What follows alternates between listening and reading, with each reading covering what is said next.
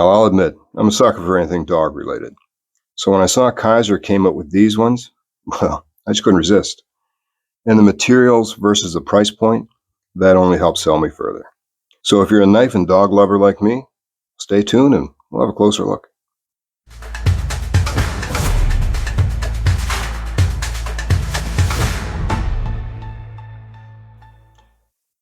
So this is the Kizer Buddy. It's a small, everyday carry fixed blade inspired by the relationship between a person and their four-legged best buddy. And there you have it. So you have a skeletonized handle with a dog paw on it. Well, I saw that, I just couldn't help myself. In fact, I liked it so much, I picked up 2 versions. Now, this knife comes in 7 versions. All, I believe, have the skeletonized handle with the dog paw, but these are the only 2 versions where you can actually see the paw through the handle. And we'll get into the other versions in a bit. So let's get into some general specs right off the bat. So this is a small, everyday carry, full tang fixed blade knife. It has a skeletonized handle. The overall length is 6.24 inches. Your blade length is 3 inches. Your handle length is 3.24 inches. Your blade thickness is 0.12 inches. Your handle thickness is 0.39 inches. And your handle width is 0.98 inches. Now, there are 7 versions of this knife, and each version comes with a variety in the combination of steel and handle materials. So this version is the Ice Buddy, and I assume it gets that name from the clear acrylic covers. The steel for this one is AEBL steel, and there is your initials of the designer. I'm not going to try and butcher his name. I'll put that up on the screen. This version is the Honey Buddy, and I assume it gets its name from the semi-transparent polytheramide handles or Ultim handles. It has a black coating, and it is in Nitro V steel. So here's the box they come in, and you can see here, this one is the AEBL steel with the acrylic handles, so this would have been the Ice Buddy. In the box, you get another box.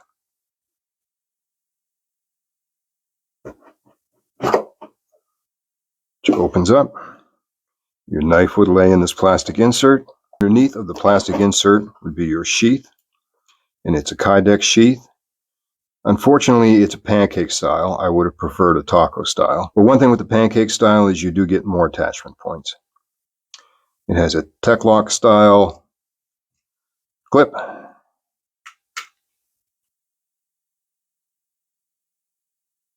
That opens like so. You have the 2 inserts for adjusting to your belt width, and can be mounted in various ways. Knife would come with that little plastic cover over the tip. You get your warranty information, and you get yourself a Kizer cleaning cloth. So the knife comes in 7 versions, and they're a combination of steel and handle material. So we've got the Ice Buddy in AEBL with the acrylic covers. You've got the Honey Buddy with the polytheramide covers, or Ultim, in Nitro V steel. So aside from the Honey Buddy and the Ice Buddy, you have the Dalmatian Buddy, which comes with black and white G10 handles and Nitro V steel. You have the Wooden Buddy, which comes in, I'm going to butcher this, but Karudi wood.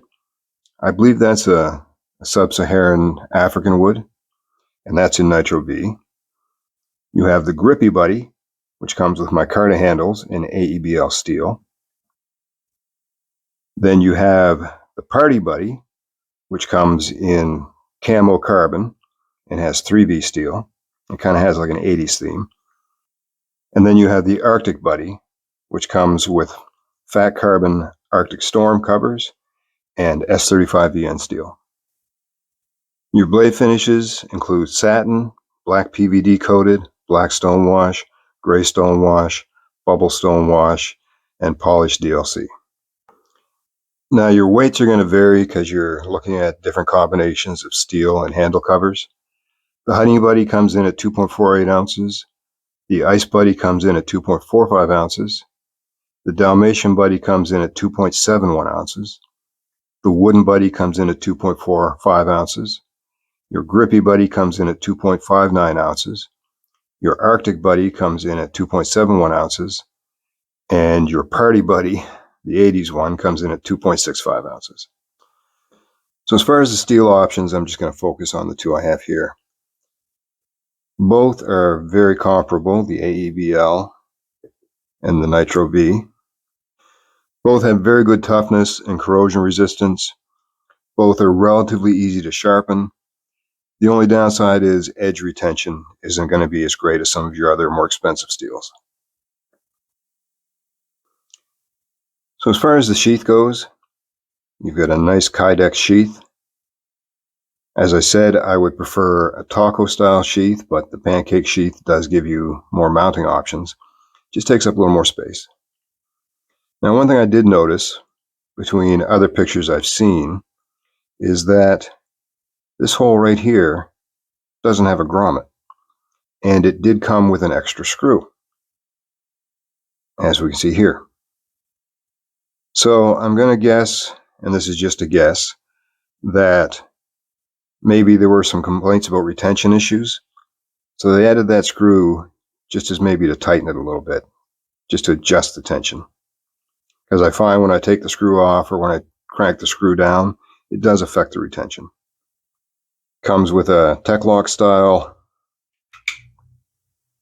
belt clip that can be adjusted for either tip down carry or scout carry. I'm not the biggest fan of these kind of sheaths. I mean, they have nice features. It's easy to pop open. You can adjust it a variety of ways. Has the inserts to adjust to your belt width. I just find they're kind of blocky, particularly for a smaller knife. And I've had different times where I've sat down. If the button was on the bottom, I've sat down and my thigh may have popped the button open. And I just don't like the way they ride for a small knife. Fortunately, the knife is well equipped for various aftermarket carry options. I particularly like it with these fold over belt loops, and those, if anybody is curious, come from CKK Industries, and I believe that's an American company. Here is their little scan me so you can check them out. I guess this would be the crew. Another carry that works is, this is one of those like cold steel clips, and I've carried it with this, and they will mount on to the various spots. And of course, you could use it with an ulti-clip. The sheath itself has very good retention. Nice satisfying click in, no rattle, pops right out. One thing they could have done is maybe put a little bit more of a thumb wrap there, and that works fine. But, you know, just the extra little perks, I guess. But otherwise, a very good sheath. My most preferred option right here is the fold over loops. That fits nice on the belt, and you can carry it in a scout carry, either in the front or the back. And of course, it's a small knife. You could go without any form of attachment, just the sheath itself, and drop it in your pocket. It disappears right in your pocket, or front pocket or back. Now I put both knives to the test with a few different tasks, so let's have a look at a video of me testing the knives. So we'll start with just a push cut through some 550 paracord. Knife cut through, no problem.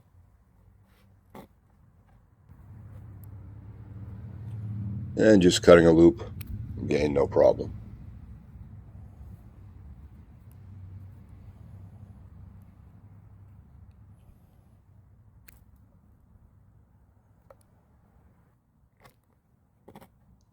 With the Nitro V steel, again, slices right through the push cut, no problem.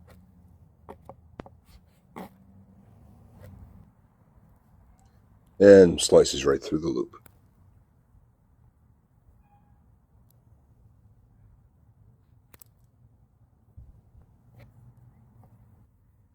Now we'll try some bungee cord, and it popped through that, just like a knife through butter.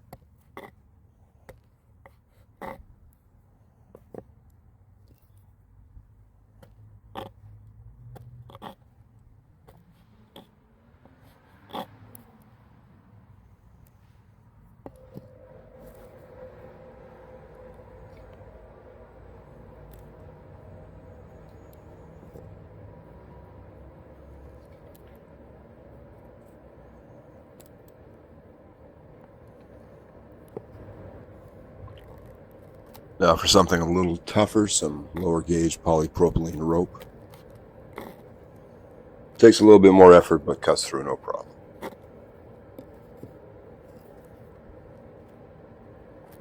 And the same with the Nitro V.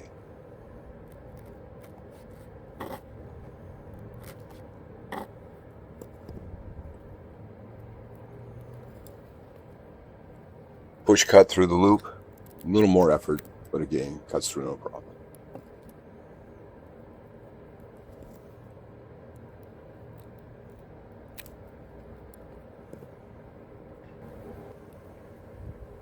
Now for some higher gauge polypropylene, a little bit tougher. I've always found this stuff is notoriously tough to cut.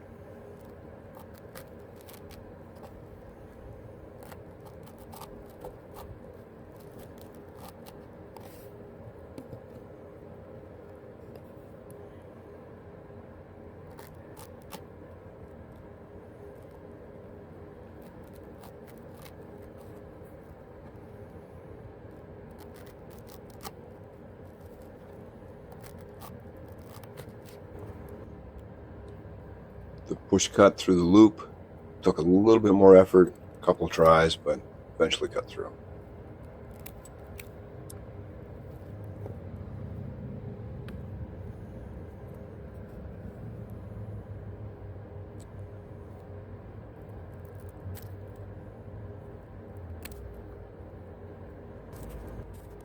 And now for some cardboard. This is just cardboard from an Amazon box or something like that. And it glides through pretty good.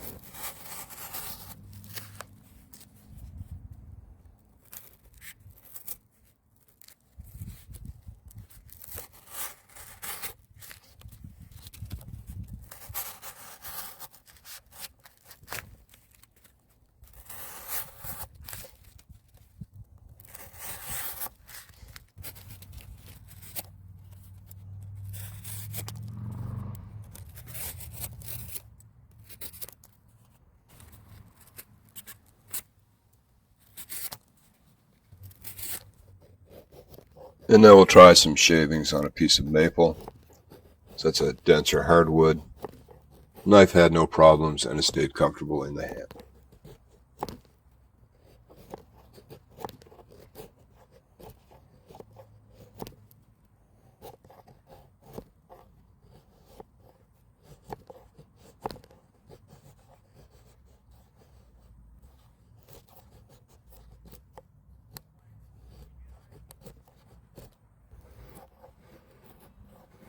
This, I believe, is a piece of cherry wood. And again, knife had no real problems.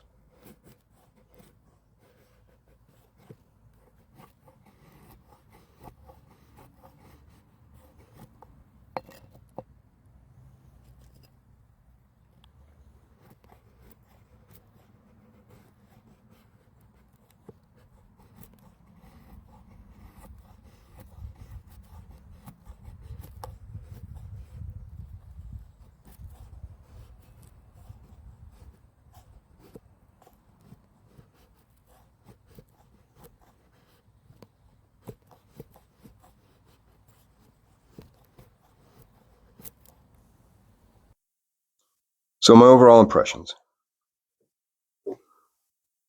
I mean, right there, I'm sold. But as far as the knife goes, I like the design. It's a thin profile. The jimping is right in a good spot, and it's just aggressive enough. It's not so aggressive it's going to tear at your thumb, but aggressive enough that you feel it, and if you use the knife on a regular basis, probably build up a bit of a callus. The handle for me, I can get all 4 fingers on the handle. I have medium to large size hands. Span across my knuckles is about 3.5 inches. But the lanyard that they include with it certainly is a bonus, because if you got bigger hands, you can just wrap that pinky right around that lanyard. Fits very nice in the hand. I wouldn't mind if the covers were a little bit thicker. Now, I don't know how that's going to pertain to you and your hand size. Somebody with a meatier hand, that either could be a negative or a positive, because you get a lot more meat on your hand. You're probably going to squeeze around that thinner handle a little bit better. But I certainly don't mind it. I didn't feel it stressed my hand when I used it. Traction with the synthetic handles is not the best. You may not see it in this camera, but there is some slight texturing. You can see it better on this one. It is somewhat grippy. When your hands get sweaty, it might not be as grippy, so you may want to look at one of the other options like the micarta, if that's something that's a big concern to you. But generally it feels good in the hand. I wouldn't mind if it was a little bit thicker. The edge grind on each is very nice, and both came very sharp out of the box.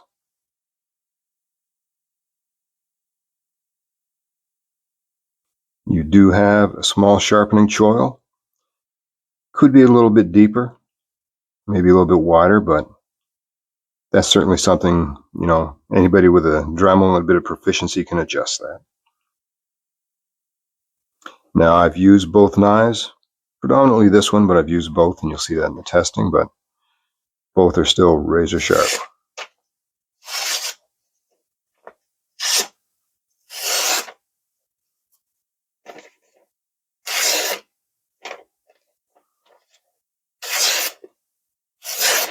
So overall, I really like them. And the price point was really good. For our American friends, here are the current models and pricing at Knife Center USA. And you can see the S35 VN and 3V are certainly more expensive. In Canada, at House of Knives Canada, these are the models they have and the pricing. And you can see the pricing's a little bit heftier up here in Canada than in the States. And here is Blades Canada. A little bit more expensive there, but they do price match with their competitors. Anyway, folks, thanks for stopping by. I hope you enjoyed this look at the Kizer Buddy, and I hope you're having an awesome day. And if you're not, like I always say, go spend some time in the woods. It's a great, relaxing place to be. And if you do go, if you're by yourself, let somebody know where you're going to be, and take a buddy with you. Four-legged or pointy.